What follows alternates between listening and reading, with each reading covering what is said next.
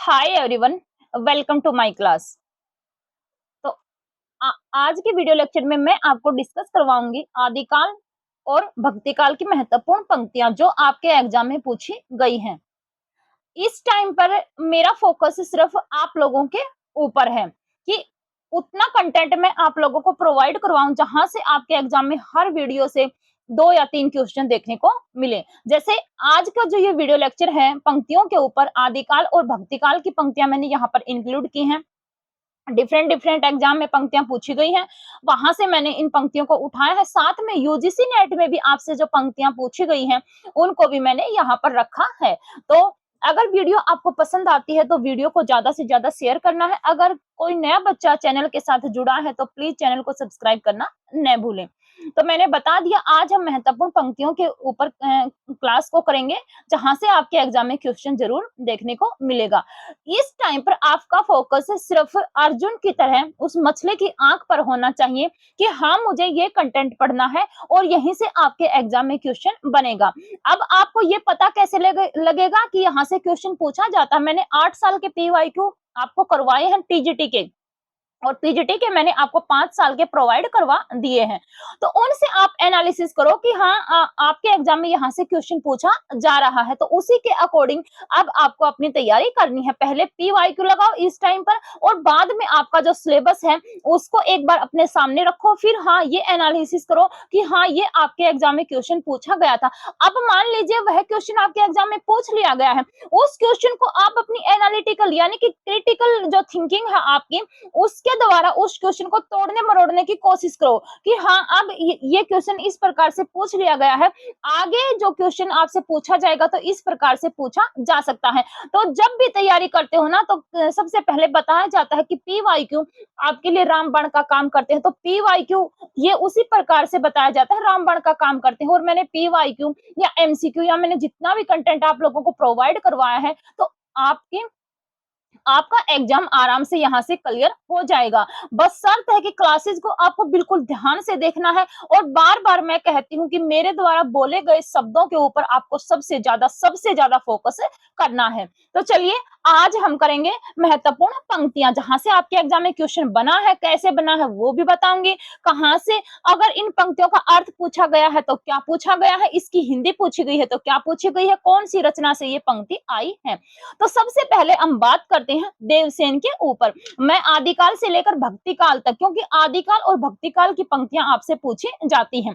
सबसे पहले कवि हिंदी के कौन माने गए हैं? सरहपा माने गए हैं। लेकिन हिंदी की रचना आपसे पूछ ली जाती है तो कौन सी जाएगी? देवसेन की सर्वकाचार। सर्वकाचार को हिंदी का पहला ग्रंथ माना जाता है। तो देवसेन ने क्या कहा है? जो जीर्ण शासन भाषई सो मई कहिए सारू, यानी कि सास क्या है? देव के समान है। ट्रिक भी बताऊंगी मैं आप लोगों को जैसे मैंने याद करी है, क्योंकि पंक्तियों आदिकाल की जो पंक्तियां है ना बेटा, वहां पर भाषा अपभ्रंश का प्रयोग किया गया है, इसलिए भाषा हमारे समझ में नहीं आती। लेकिन आपको उन पंक्तियों में से की पॉइंट को तोड़ना है और पंक्तियों को याद करना है। जैसे मैंने की थी उसी के अकॉर्डिंग मैं आपको बताऊंगी। ये पंक्ति आपके नेट में पूछी गई थी, और ये मुझे याद है जब मैंने नेट का एग्जाम दिया था फर्स्ट बार, तो वहां पर ये पंक्ति पूछी गई थी और मेरा क्वेश्चन क्या हुआ था? गलत हुआ था।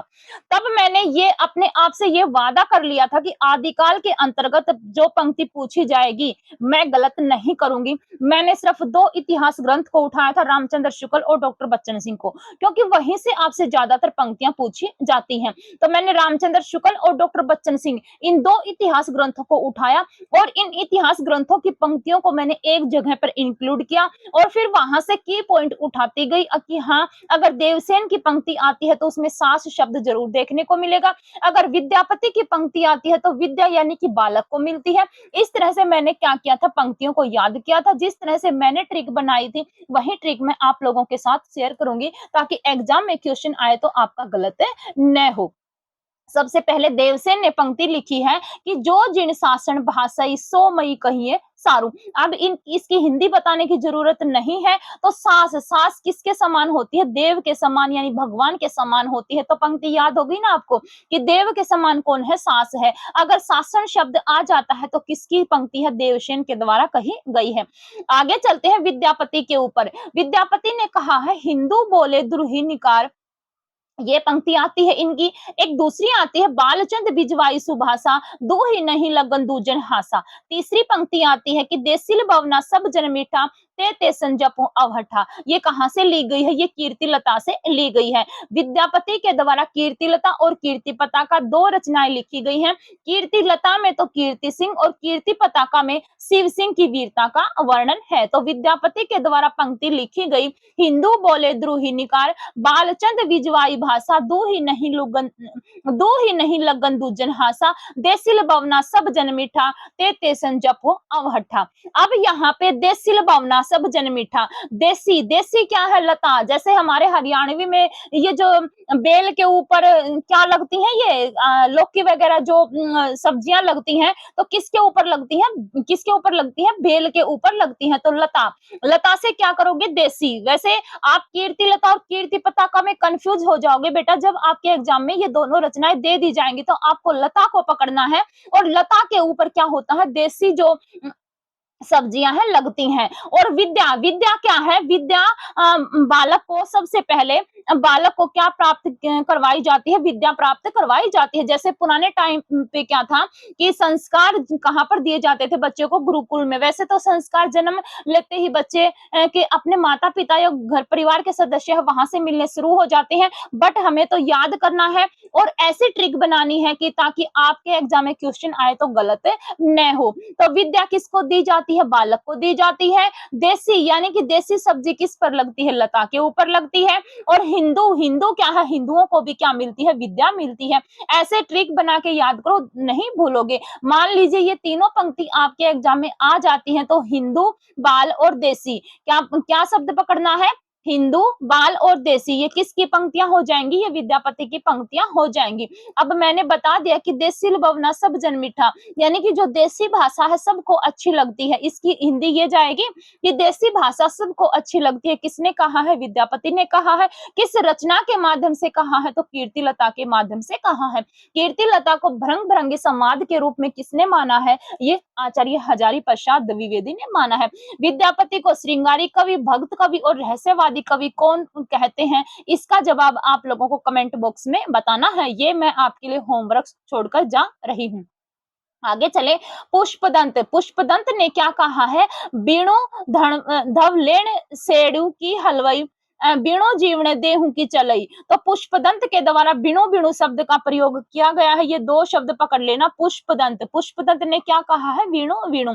एक पुष्य कवि आते हैं, लेकिन ये पुष्य अलग है और ये पुष्पदंत अलग है।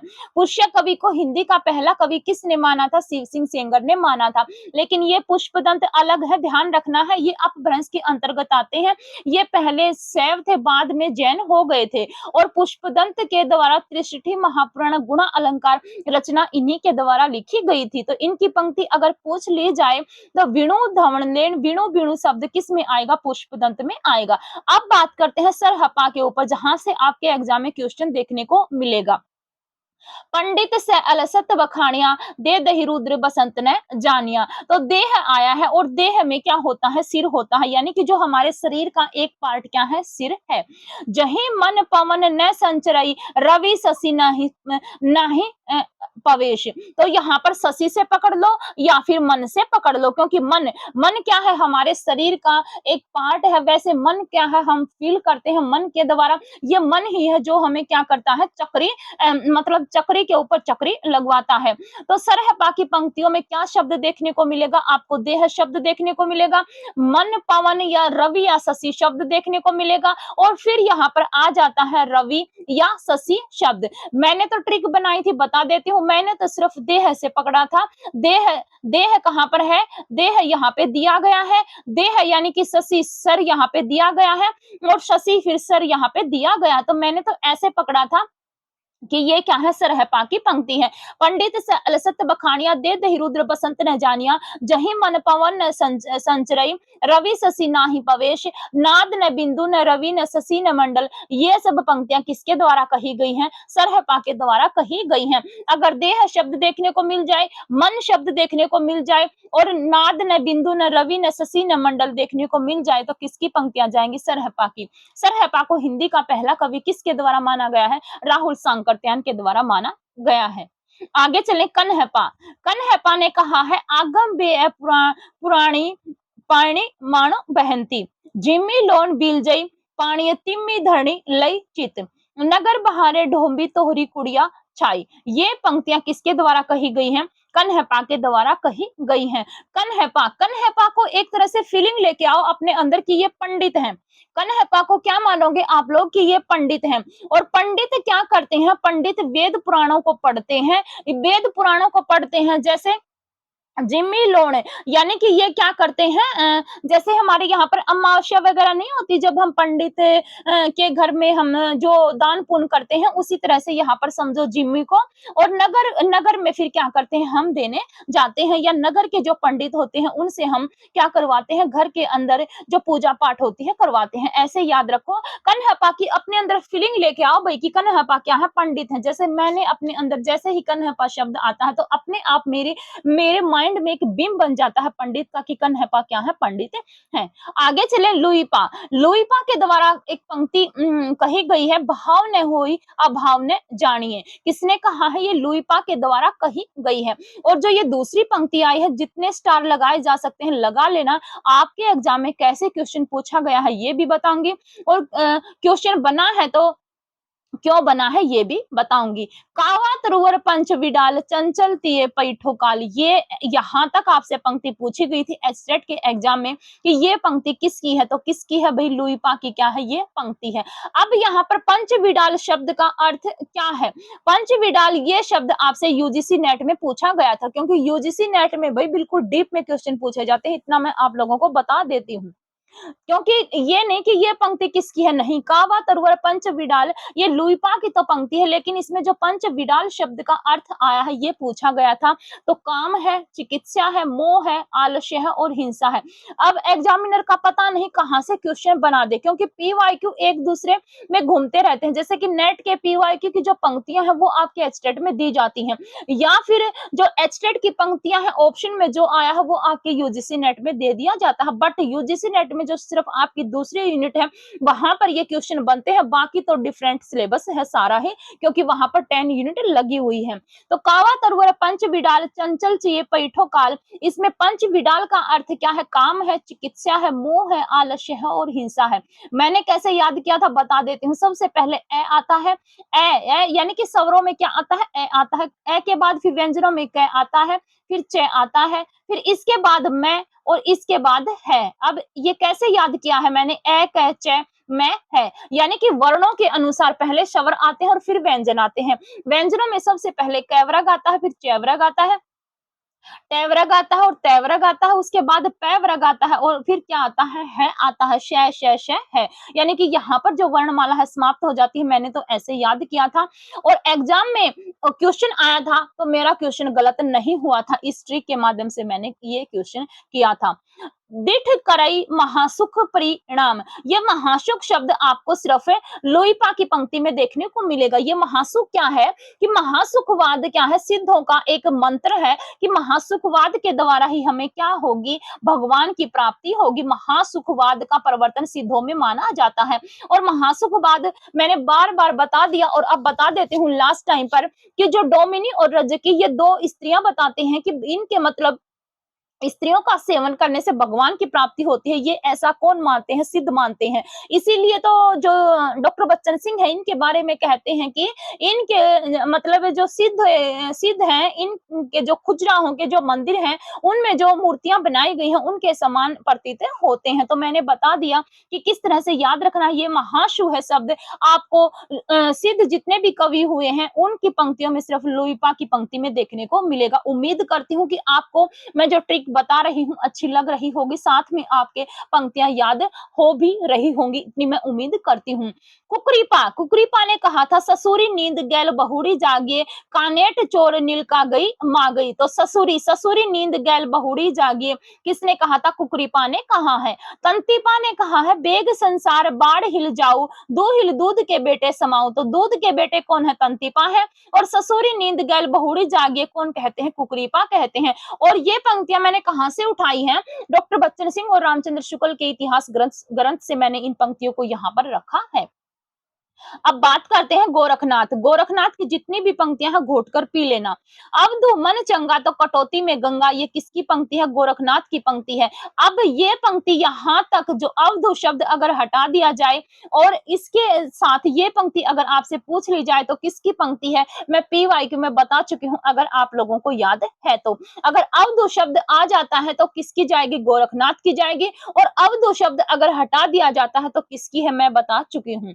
फिर आती है यंद्री का लड़बड़ा, जिम्बा का फुहड़ा, गुरु की जिन गहिला, निगुरु ने रहीला, नाथ बोले अमृत वाणी, बरसी गे कुवल पानी, 9 लख पतारी आगे नाचे, पीछे सहज अखाड़ा, दुविधा मेटी सहज में रहिए। तो इनमें से आपको कौन कौन सी पंक्ति याद रखनी है? अवधु मन चंगा तो कटौती में गंगा, इंद्री का लड़बड़ा, जिब्बा का फूहड़ा, नाथ बोले अमृत बाणी, 9 लख पतारी आगे नाचे, पीछे सहज अखाड़ा।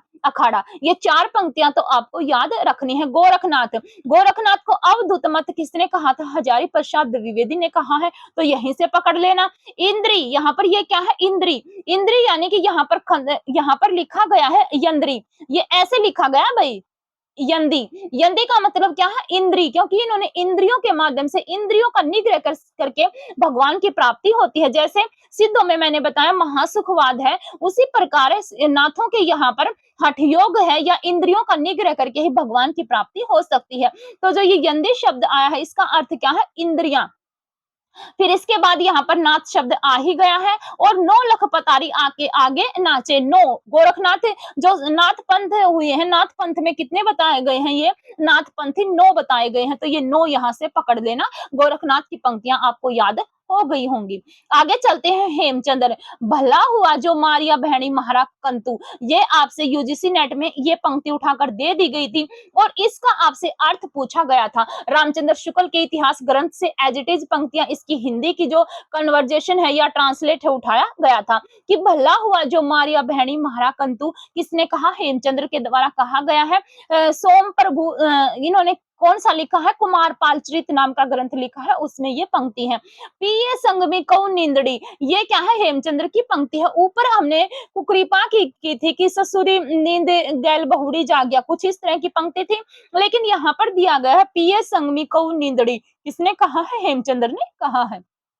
आगे चलते हैं सोमपर भूसुरी, सोमपर भूसुरी के द्वारा कुमारपाल प्रतिबोध ग्रंथ लिखा गया है, वहां से ये पंक्तियां हैं। रावण जायु जय दी है दह मुख एक सरयू, तो किसने कहा है? सोमपर भूसुरी ने कहा है। आगे चलते हैं जैन आचार्य मेरुतंग, मेरुतंग के द्वारा चिंतामणि प्रबंध चिंतामणि नाम की रचना लिखी गई है, संस्कृत भाषा में है, भाषा इसकी याद रखनी है। मुंज भणाई मुणला वही जुबन गयो ने झुरी, तो ये मृणालवती, मृणालवती नाम आएगा भाई इसका, ऐसे अगर हम शुद्ध हिंदी में लिखेंगे तो मृणालवती। मृणालवती ये ऐसे पूछा गया था कि मृणालवती जो पात्र है किस रचना में है? आदिकाल की रचना वहां पर दी गई थी। वैसे मृणालवती आपके जो ये आते हैं आपके सूफी काव्य, इसमें भी मृणालवती आती है, लेकिन आदिकाल में पूछी गई थी, नेट में पूछी गई है भाई, मैं बता रही हूँ। तो किसकी है ये? जैन आचार्य मेरुतंग की रचना है प्रबंध चिंतामणि, जो संस्कृत भाषा में लिखी गई है, उसमें मृणालवती नाम की पात्र आई है। तो मृणालवई इसका अर्थ हिंदी में क्या बनेगा? मृणालवती, क्योंकि ये जो भाषा है ना आदिकाल की, मैंने बता दिया यहाँ पर अपभ्रंश भाषा है और इसका जब हिंदी में ट्रांसलेट करते हैं तो इनका अर्थ शुद्ध यहाँ पर मैंने बता दिया क्या आएगा। आगे चलते हैं बिस्सलदेव रासो, अब आपका रासो साहित्य शुरू हो जाता है। बिस्सलदेव रासो जो नरपति नाल के द्वारा लिखा गया है। अस्त्रीय जन्म काई दिए महेश, कड़वा बोल बोल नारी, वेरी इंपॉर्टेंट। आगे लागी घर जरेगा अति सुख किन, तो कड़वा बोल बोल नारी किसकी पंक्ति है? ये बिस्सलदेव रासो की पंक्ति है। बिस्सलदेव रासो नरपति नालय के द्वारा लिखा गया है। इसमें 4 खंड हैं। पहले खंड में होता है कि बिस्सलदेव और राजमती का विवाह, दूसरे में इन दोनों का मतलब क्या है ये मतलब जो राजा है बिस्सलदेव जो विग्रहराज तृतीय हैं या विग्रहराज चतुर्थ हैं, राजमती को छोड़कर उड़ीसा चले जाते हैं, वहां 1 वर्ष रहते हैं और तीसरे में फिर इन दोनों का क्या है? जो राजमती है उसका वियोग वर्णन है और 4th में फिर इन दोनों का मिलन है। तो कड़वा बोल बोलश नारी, ये किसकी पंक्ति है? ये बिस्सलदेव रासो की पंक्ति है, वेरी इंपॉर्टेंट है, आपसे पूछी जा सकती है। अब बात करते हैं पृथ्वीराज रासो। पृथ्वीराज रासो पुस्तक जलन हथ दे चली चली गजन नरपकाज। आपसे यही पंक्ति पूछ ली जाएगी कि इस पंक्ति का अर्थ क्या है। तो पंक्ति का अर्थ क्या है कि पृथ्वीराज रासो क्या है, अधूरा ग्रंथ है और इसको पूरा किसने किया था, इनके पुत्र जलहण ने पूरा किया था। जब पृथ्वीराज रासो में चंद बरदाई पृथ्वीराज चौहान तृतीय के साथ युद्ध में जाते हैं तो इस पुस्तक को अपने पुत्र जलहन के हाथ में देकर चले जाते हैं। तो पुस्तक जलहन हाथ दे चली गजन नरपकाज, यानी कि चंद बरदाई इसको पुस्तक को जलहन यानी अपने पुत्र के हाथ में देकर पृथ्वीराज के साथ कहां पर चले जाते हैं, युद्ध के मैदान में चले जाते हैं। राजनीति पाइए ज्ञान पाइए सुजानिए, पृथ्वीराज रासो की पंक्ति है। बजिए घोर निशान रान चौहान चौहोदिस, यहाँ पर चौहान शब्द आया है, पकड़ जाओगे। प्रिय प्रिय पृथ्वी राज नरेश जोग लिखी कंगर दिनी, तो यहाँ पर पृथ्वीराज आया है यानी कि पृथ्वीराज आया है। मनोकला से सुभान कला 1600 बनिए, वेरी इंपॉर्टेंट पंक्ति है भाई। मनोकला से सुभान कला 1600 बनिए और कुटिल केस सुदेश पो है परिचियत पिकशद, ये भी क्या है, इंपॉर्टेंट पंक्ति है। तो ये पंक्ति पृथ्वीराज रासो की है। आगे चलते हैं, परमाल रासो जगनिक के द्वारा लिखा गया है और ये क्या है, एक वीर गीत है जिसमें आला और उदल जो दो भाई होते हैं इनकी 52 लड़ाइयों का इसमें वर्णन किया गया है। यही पंक्ति पूछी जाती है कि 12 बरस ले कुकर जिए और 13 बरस ले जिए सियार, आगे मतलब क्षेत्रीय जीवे आगे जीवन को धिकार, ऐसे ये पंक्ति पूरी होती है। तो परमाल रासो किसके द्वारा लिखा गया, जगनिक के द्वारा। तो 12 बरस ले कुकर जिए और 13 ले जिए सियार परमाल रासो की पंक्ति है। सदा तरिया न बन फूले यारो सदा न सावन होए, ये भी क्या है, परमाल रासो की पंक्ति है। आगे चलते हैं, खुमान रासो दलपति विजय के द्वारा लिखा गया और इसमें खुमान के द्वारा जो युद्ध लड़े गए हैं 24 युद्धों का क्या है, इसमें वर्णन दिया गया है। पियो चितौड़ ने आवण सावन पहली तीज जावे बाट बिरहणी खिन खिन आवण खिन, तो किसकी पंक्ति है, ये खुमान रासो की पंक्ति है। और खुमान रासो में रामचंद्र शुक्ल बताते हैं कि 3 खुमान आते हैं और रामचंद्र शुक्ल ने बताया है कि जो द्वितीय खुमान है यही क्या है, इसके अंतर्गत खुमान रासो में आते हैं। श्रीधर का आता है भाई रणमल छंद, ढमढमई ढमढमकार ढक्कर ढोल ढोली जंगिया, ये है भाई रणमल छंद की पंक्ति, ढमढमई ढमढमकार। ऐसे याद रखो, ये 2 की पॉइंट पकड़ लो, कहाँ की है ये, रणमल छंद श्रीधर के द्वारा लिखा गया है। अमीर खुसरो की आपके एस्टेट में ही पूछी गई है कि गोरी सोवे सेज पर मुख पर डारे केस, चल घर खुसरो आपने रेन बही सब देश, किसकी मृत्यु पर कहा है, ये इन्होंने निजामुद्दीन औलिया की मृत्यु पर कहा है। एस्टेट में तो ये पूछा गया था कि ये पंक्ति किसकी है, लेकिन यूजीसी नेट में ये पूछा गया था कि अमीर खुसरो के द्वारा ये पंक्ति किस उस पर कही गई है। तो निजामुद्दीन औलिया इनके गुरु होते हैं, उनकी मृत्यु पर इन्होंने ये पंक्ति कही है। एस्टेट में आपसे इतने डीप में क्वेश्चन नहीं पूछे जाते, बट यूजीसी नेट में तो जितना डीप बनता है एग्जामिनर से उतना डीप बनाता है। तो बता दिया मैंने, अमीर खुसरो के द्वारा ये पंक्तियां लिखी गई हैं। ऊपर मैंने बताया था लुइपा की पंक्ति आपसे कैसे पूछी गई थी एस्टेट में, कावा तरुवर पंच विडाल, लेकिन यूजीसी नेट में पंच विडाल का अर्थ पूछा गया था। ज्योतिश्वर ठाकुर जिसके द्वारा वर्ण रत्नाकर लिखा गया है, ये अभी हाल ही में एचपीएससी जो कॉलेज कैडर का एग्जाम हुआ था वहां पर पूछी गई थी। पूर्णिमाक चांद अमृत पुरल मुँह है सवेत पंकजक दल भरमर बैशल ऐशन, तो जो डॉक्टर बच्चन सिंह का इतिहास ग्रंथ है वहां पर ये पंक्तियां दी गई हैं और मेरा ये क्वेश्चन गलत गया था। ज्योतिश्वर ठाकुर की रचना है वर्ण रत्नाकर, वहां पर ये पंक्तियां हैं कि पूर्णिमाक चांद अमृत पुरल मुँह है सवेत पंक जक दल भरमर बैशल ऐशन। अब बात करते हैं भक्ति काल के ऊपर। तो भक्ति काल में तुलसीदास आते हैं, गोरख जगाए जोग भक्ति भगायो लोग। सबसे पहले मैंने तुलसीदास की ये पंक्ति क्यों रखी है, क्योंकि बच्चा गोरखनाथ को देखते ही किसके ऊपर जाएगा, गोरख शब्द को देखते ही गोरखनाथ के ऊपर जाएगा। बट आपको ध्यान रखना है कि गोरख जगाए जोग भक्ति भगायो लोग, ये किसने कहा है, ये कहा है रामचंद्र शुक्ल के इतिहास ग्रंथ में। रामचंद्र शुक्ल लिखते हैं कि तुलसीदास ने कहा है। कहने का मतलब क्या है कि जो ये सिद्ध और नाथ थे ये तांत्रिक विद्या के द्वारा जनता को अपनी तरफ आकर्षित करते थे। तो गोरखनाथ कहते हैं, गोरखनाथ के बारे में कहा गया कि गोरख जगायो जोग, कि गोरखनाथ ने जो जोग जगाया था उसके माध्यम से लोगों में जो भक्ति भावना थी वो भाग गई थी। झूठो है झूठो सदा जग संत कहत जे अंत लहा है, जाने पने को गुमान बड़ा तुलसी के विचार गंवार महा है। तो ये तो वैसे इसकी जो हिंदी का जो कन्वर्जेशन है पूछा गया था एग्जाम में कि जानेपन को गुमान बड़ा तुलसी के विचार गंवार महा है, तो किसकी पंक्ति है? ये तुलसीदास की पंक्ति है, आपको सिर्फ ये याद रखना है। नामदेव, नामदेव के द्वारा कही गई पंक्तियां वेरी इंपॉर्टेंट है, क्योंकि इनकी पंक्तियां कबीरदास से मेल खाती हैं, तो बच्चा कंफ्यूज हो सकता है। मन मेरी सुई तन मेरा धागा, खेचर जी के चरण पर नाम सीपी लागा। तो खेचर जी कौन है भाई? नामदेव के गुरु है विसोवा खेचर, इनका पूरा नाम जाएगा विसोवा खेचर। तो मन मेरी सुई तन मेरा धागा, खेचर जी के चरण में नाम सीपी लगा, नामदेव की पंक्ति है। किस हूँ पूजा दूजा नजर न आई, बच्चा ये पंक्ति देखते ही कबीरदास की तरफ जाएगा, बट ध्यान रखना है नामदेव के द्वारा पंक्तियां कही गई हैं। माई न होती बाप न होता कर्म न होता काया, ये पंक्ति भी नामदेव की है। हिंदू पूजे देहरा मुसलमान मस्जिद, बच्चा इस पंक्ति को देखते ही कबीर की तरफ जाएगा, ध्यान रखना है नामदेव के द्वारा पंक्ति कही गई है। दशरथ नंद मेरा रामचंद्र, ये भी पंक्ति किसकी है भाई? नामदेव की है। यहाँ पर 3 पंक्तियां आपको कंफ्यूज कर सकती हैं, फिर से बता देती हूँ। किस हूँ पूजा दूजा नजर न आई, हिंदू पूजे देहरा मुसलमान, और दशरथ नंद मेरा रामचंद्र, ये पंक्तियां किसकी है? नामदेव की पंक्तियां हैं। 5 इंपॉर्टेंट पंक्तियां हैं, एग्जाम में पूछी जा सकती हैं। आगे चलते हैं कबीरदास।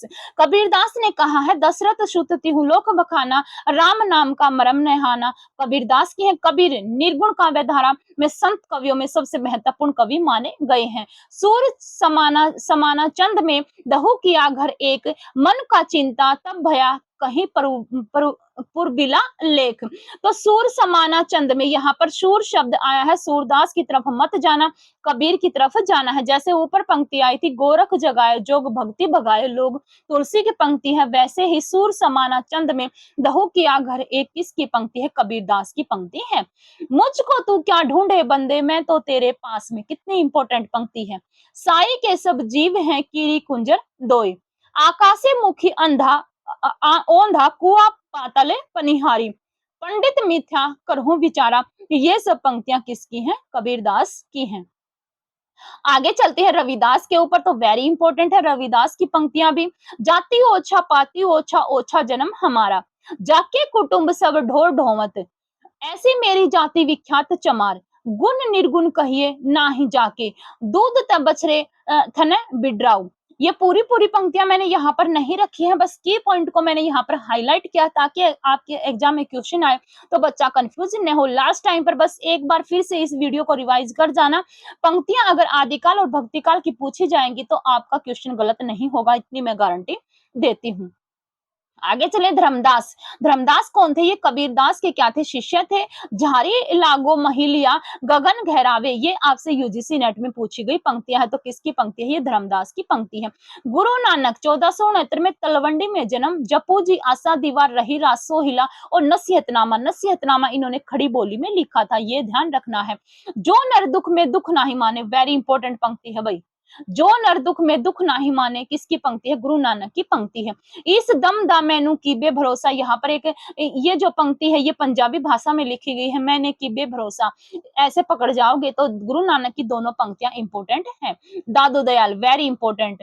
भाई रे ऐसा पंथ हमारा, किसकी पंक्ति है? दादू दयाल की पंक्ति है। यह मसीत यह देहरा सतगुरु दिया दिखाई, भीतर सेवा बंदगी बाहिर काहे जाई। तो बच्चा क्या करेगा? पंक्ति देखते ही कबीर की तरफ जाएगा, बट याद रखना है दादू दयाल के द्वारा पंक्ति कही गई है कि यह मस्जिद यह देहरा सतगुरु दिया दिखाई, भीतर सेवा बंदगी बाहिर काहे जाऊ। सुंदरदास संत कवियों में सबसे ज्यादा पढ़े लिखे। पहली पंक्ति तो कहते हैं कि बोलिए तो तब जब बोलीबे की बुद्धि हो, यानी कि मनुष्य को तब बोलना चाहिए जब उसकी बुद्धि बोलने के लायक हो। कहते हैं ना कि बोले हुए शब्द वापस नहीं आते और तीर से निकला हुआ कमान कभी वापस नहीं आता, उसी प्रकार से हमें सोच समझकर बोलना चाहिए, वही यहाँ पर बात बताई गई है।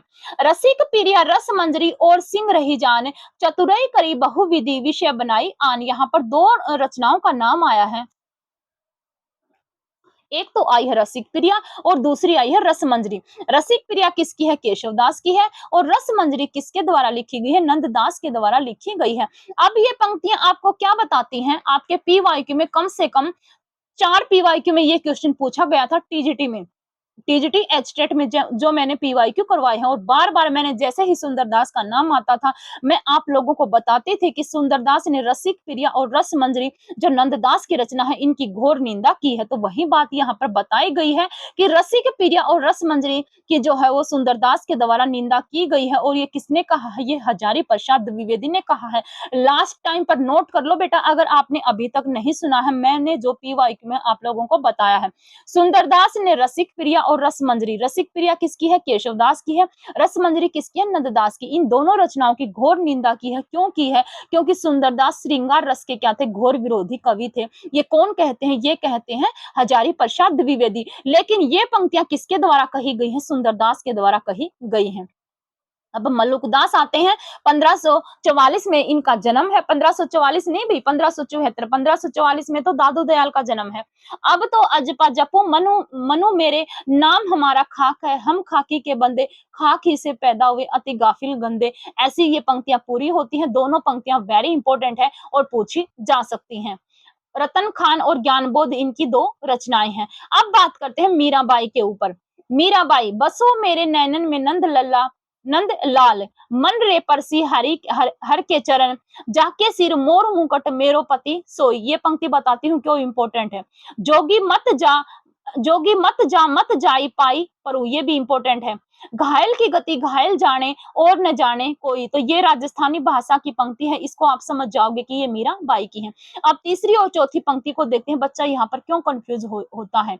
जाके सिर मोर मुकुट मेरो पति सोई, जाके सिर मोर मुकुट मेरो, यहाँ तक पंक्ति दे दी जाएगी तो किसकी आएगी? रस खान की। किसकी आएगी? रस खान की। और आगे पति सोई शब्द देखने को मिल जाए तो किसकी पंक्ति है? मीराबाई की है। मैंने बता दिया बच्चा क्यों कंफ्यूज होता है कि जाके सिर मोर मुकुट मेरो किसकी पंक्ति है? रस खान की। और जाके सिर मोर मुकुट मेरो पति सोई मीराबाई की पंक्ति है। अब ये जो फोर्थ पंक्ति दी गई है कि जोगी मत जा, जोगी को देखते ही बच्चा नाथ पंथ की तरफ जाएगा, गोरखनाथ की पंक्ति को टिक करेगा। और एग्जामिनर इतना पागल नहीं है कि आपको गोरखनाथ ऑप्शन में न दे। आपको है ना एग्जामिनर का जो माइंड सेट है ना, उसको पकड़ते हुए आपको तैयारी करनी है कि हाँ एग्जामिनर ऐसे क्वेश्चन पूछ सकता है। जब तक ऐसे ऐसे क्वेश्चन पूछ सकता है ना, उस लेवल को आप लोग नहीं जांचोगे, आप कंफ्यूजन में बने रहोगे। तो जोगी मत जा, जरूर एग्जामिनर यहाँ पर ऑप्शन में किसको देगा? गोरखनाथ को जरूर देगा। तो किसकी तरफ जाना है आपको? जोगी यानी कि मीराबाई की तरफ जाना है। आगे चलते हैं। आगे जो जायसी आते हैं निर्गुण काव्य धारा में दूसरे महत्वपूर्ण कवि, सूफी काव्य धारा के पहले महत्वपूर्ण कवि, और निर्गुण काव्य धारा में जो सूफी धारा आती है उसके महत्वपूर्ण कवि। यहाँ पर एक पंक्ति दी गई है और पूरी पंक्ति आपके लिए इंपॉर्टेंट है। क्यों इंपॉर्टेंट है ये भी मैं बताऊंगी। तन चित उर मन राजा की नास, हिय सिंघल बुद्धि पदमनु चिन्हा, गुरु सुवाजई पंथ देखावा, बिनु गुरु जगत को निर्गुण पावा, नागमती यह दुनिया धंधा, राघव दूत सोई शैतान, माया अलाउद्दीन सुल्तानू। तो पूरी पंक्ति आपके लिए इंपॉर्टेंट है। की पॉइंट मैंने यहाँ पर निकाल कर रखे हैं, बताती हूँ। जायसे के द्वारा या सूफी कवियों ने जितनी भी रचनाएं लिखी हैं, इन्होंने लौकिक प्रेम के माध्यम से अलौकिक प्रेम की व्यंजना की है। ये लौकिक और अलौकिक शब्द जरूर पकड़ लेना सूफी कवियों के बारे में। सूफी कवियों की विशेषताएं आपसे पूछी जाएंगी तो लौकिक और अलौकिक दोनों शब्द आपको देखने को मिलेंगे। एग्जामिनर आपको अलौकिक से लौकिक की तरफ घुमाएगा, लेकिन आपको अपना जो सीधा रास्ता वहीं पर जाना है, लौकिक से अलौकिक की तरफ जाना है, न कि अलौकिक से लौकिक की तरफ। तो तन चित उर मन राजा कीना, तो जो कामायनी रचना आपने देखी है, मैंने बार बार बताया है कि प्रसाद के द्वारा कामायनी लिखी गई, जिसमें 15 सर्ग आते हैं, और उन सर्गों में जो सर्ग दिए गए हैं वो हमारी चित्त वृत्तियों के क्या है? प्रतीक हैं। जैसे कि चिंता, आशा, श्रद्धा, काम, वासना, लज्जा, कर्म, ईर्ष्या, ईड़ा, संपन्न, संघर्ष, निर्वेद, दर्शन, रहस्य और आनंद। उसी प्रकार से जो जायसी के द्वारा पद्मावत बुना गया है, सब पहले तो जायसी के द्वारा पद्मावत लिखा गया था ना, ये जो कामायनी है ये तो फिर आगे चलकर 1935 में आती है, और जायसी की रचना पद्मावत ये 1544 या 1540 के आसपास आती है। तो इसमें तो काफी मतलब 5 या 6 शताब्दी का अंतर हो जाता है कामायनी और पद्मावत के बीच में। तो यहाँ पर बताया गया है जो चित्तौड़ है किसका प्रतीक है, तन का प्रतीक है, राजा मन का प्रतीक है, सिंगल हृदय का, पद्मावती बुद्धि की, सुआ है गुरु का, हीरामन नाम भी आ सकता है भाई इसकी जगह, सुआ की जगह क्या नाम आ सकता है, हीरामन तोता, क्योंकि सुआ किसका पर्याय है, तोते का पर्याय है, और तोते का नाम क्या है पद्मावत में, हीरामन।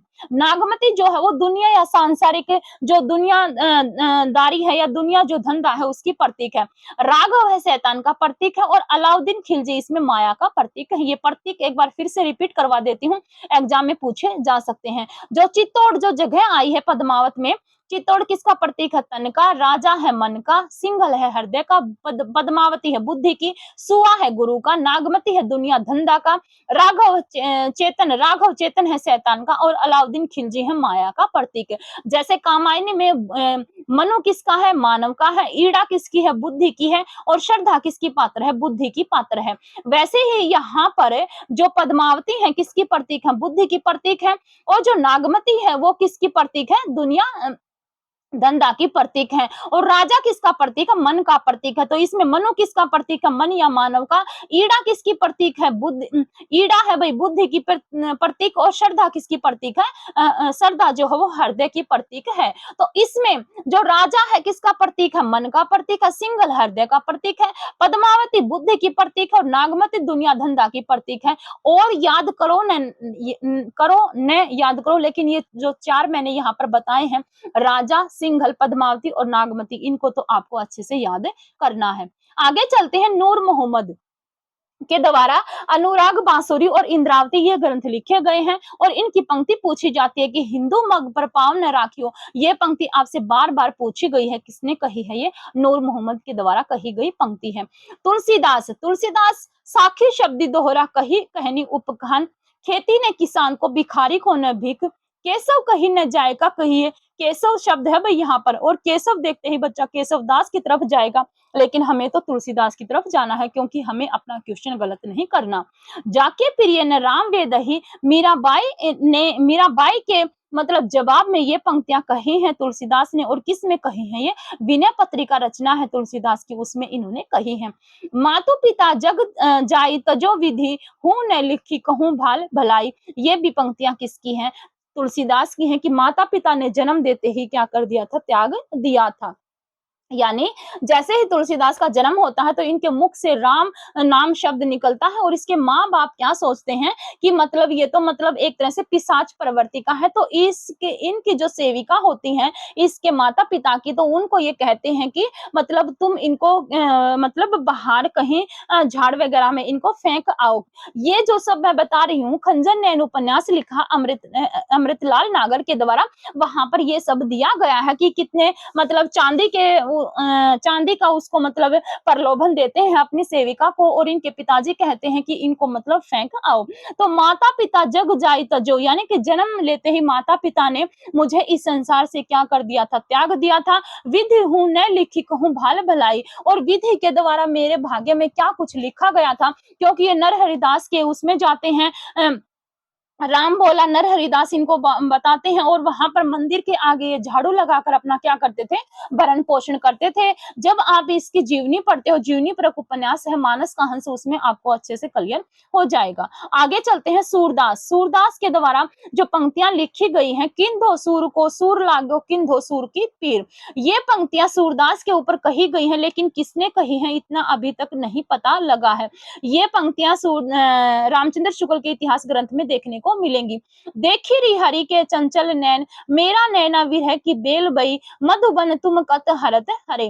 किसकी पंक्तियां हैं, सब सूरदास की पंक्तियां हैं। निर्गुण कौन देश को बासी, ये भी सूरदास की पंक्तियां हैं।